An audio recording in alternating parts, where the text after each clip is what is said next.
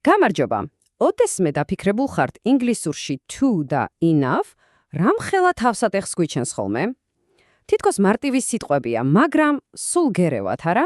აი დღეს ვაპირებ, რომ ერთხელ და სამუდამოდ გავარკვიოთ ყველაფერი. მოგესალმებით. მე მარიტა მასწავლებელი ვარ და დღეს თქვენი მეგზური ვიქნები ამ ორ ერთის შეხედვით მარტივ, მაგრამ ძალიან სახიფათო სიტყვასთან ბრძოლაში. ჩემი მიზანია, რომ ამ ახსნის ბოლოს to და enough ისე ბუნებრივად გამოიყენოთ, თითქოს ყოველთვის იცოდით. მზად ხართ? თქვენი ინგლისური კიდევ უფრო დავხვეწოთ? კარგი, სანამ საქმეზე გადავალთ, მოდით სწრაფად გეტყვით, რას გავივლით. ჯერ საფუძველს ჩაუყრით, მერე ძირითად წესებს ვნახავთ, როგორ გამოლიყენოთ არსებით სახელებთან, ცოტა გავართულებთ კიდეც და ბოლოს, რა თქმა უნდა, ყველაფერს შევაჯამებთ. მოკლედ, ყველაფერი რიგზეა, დავიწყოთ. მას ასე, პირველი ნაბიჯი. სანამ წესებში ჩავიძირებით, მოდით მთავარი გავიგოთ. აი, ის ფუნდამენტური განსხვავება, რაზეც ყველაფერია დამოკიდებული.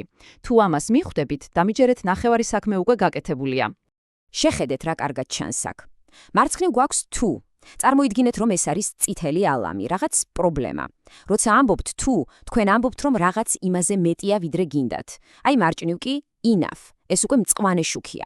ყველაფერი ისეა, როგორც საჭიროა, ანუ რომ დავიმახსოვროთ, to პრობლემაა, enough იდეალური რაოდენობაა. კარგი. ესე იგი მთავარი იდეა გავიგეთ, არა? to ცუდია, enough კარგი. ახლა დროა ცოტა გრამატიკასაც მივხედოთ. ნახოთ კონკრეტულად როგორ მუშაობს ეს ყველაფერი ზედსართავს სახელებთან და მიზედებთან. წავედით.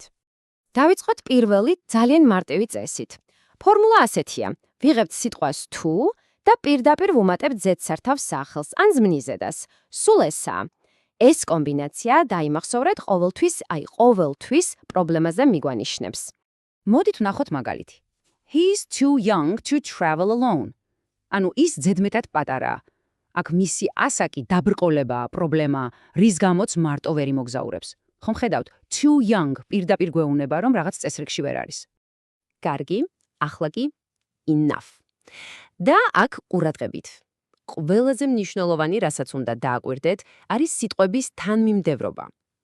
to ზედსართავის სახელის წინ იდგა, enough პირიქით მის შემდეგ მოდის. ეს აუცილებლად დაიმახსოვრეთ. და როგორც ვთქვით, ეს კონსტრუქცია უკვე საკმარისობაზე მიგვანიშნებს. ნახოთ, როგორ მუშაობს ეს მაგალითში. She's old enough to drive a car. აქ უკვე ყველაფერი კარგადაა. მისი ასაკი საკმარისია იმისთვის, რომ მანქანა მართოს.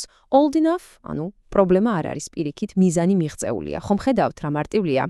ძალიან კარგი. ესე იგი, თვისებების აღწერას გავართვით თავი. ვიცით უკვე, როგორ თქვათ ზედმეტად მაღალი ან საკმარისად სწრაფი. მაგრამ რა ხდება, როცა საქმე რაოდენობას ეხება? ანუ, როცა არსებითი სახელებთან გვაქვს საქმე. მოდით გავარკვიოთ. დავიწყოთ ისევ enough-ით, იმიტომ რომ აქაც ყველაფერი ძალიან მარტივადაა, შეიძლება ითქვას კიდევ უფრო მარტივად. ფორმულა ასეთია.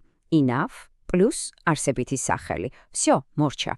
ის პირდაპირ არსებითი სახელის წინ დგება და გვეუბნება, რომ რაღაცის რაოდენობა საკმარისია.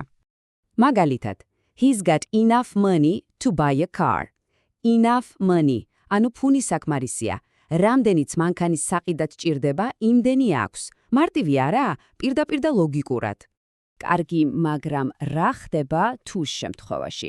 როგორ ვთქვათ, რომ რაღაცის რაოდენობა ზედმეტად ბევრია? აი აქ საქმე ცოტა რთულდება. პირდაპირ to money ან to peoples ვერ ვიტყვით. აქ პატარა ხრიკია საჭირო. და აი ეს ხრიკიც.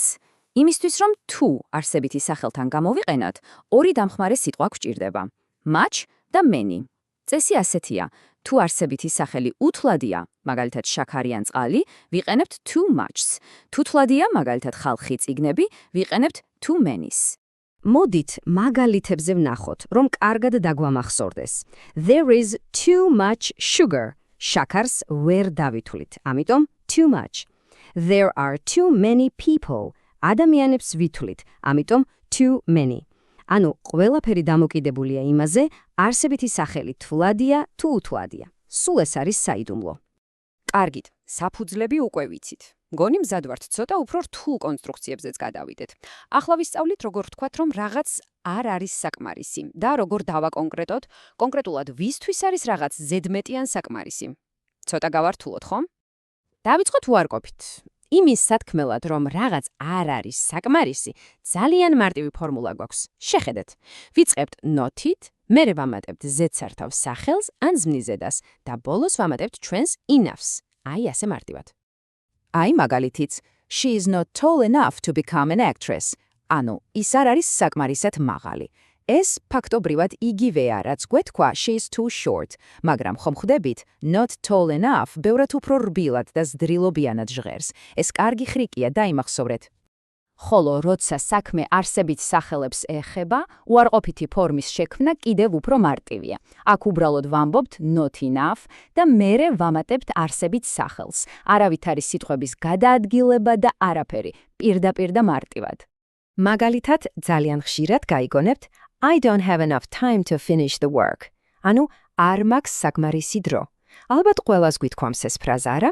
ძალიან სასარგებლო და ყოველდღიური გამოთქმაა. და ბოლო, პატარა, მაგრამ ძალიან მნიშვნელოვანი დეტალი. ხანდახან გვინდა დავაკონკრეტოთ, კონკრეტულად ვისთვის არის რაღაც ზედმედი ან საკმარისი. აი, ამისთვის არსებობს ჯადოსნური კომბინაცია for someone. მაგალითად, შეხედეთ, this tea is too hot for me to drink. ეს რას ნიშნავს, რომ ეს ჩაი ზოგადად კი არ არის ზედმეტად ცხელი, არამედ კონკრეტულად ჩემთვის არის ზედმეტად ცხელი. შეიძლება თქვენთვის იდეალური ტემპერატურის იყოს. ანუ ეს for me წინადადებას ბევრად უფრო ზუსტს ხდის.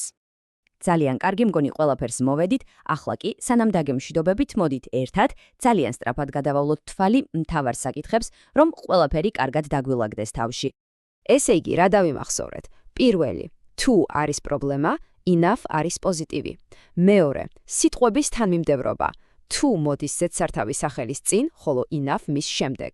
Too hot, მაგრამ hot enough. და მესამე, არსებით სახელებთან ვიყენებთ too much-ს უთვლადობისთვის და too many-ს თვლადობისთვის. სულ ესაა სამი ოქროს წესი. აი, სულ ეს იყო. იმერდი მაქვს ახლა უკვე ბევრად უფრო თავდაჯერებულად გრძნობთ თავს ამ სიტყვებთან. ახლა კი თქვენი ჯერია. სცადეთ და მოიფიქრეთ თუნდაც ერთი წინადადება enough-ის გამოყენებით თქვენი ცხოვრებიდან.